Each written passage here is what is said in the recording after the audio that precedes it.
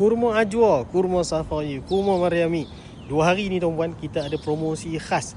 Waktu kita masuk di TV hari ni, beli 3 percuma 1 di Al-Hijaz Universal Mursyid Ahmad Traventus. Tuan-puan dapatkan segera kan, sebab kurma ni kurma yang premium yang kita bawa daripada bumi Madinah. Mekjul kita ambil daripada Palestin sendiri. Sebelah kita ni pokok kurma ni, tapi dekat keluar buah. TV Al-Hijrah. So tuan-puan dapatkan segera daripada kami.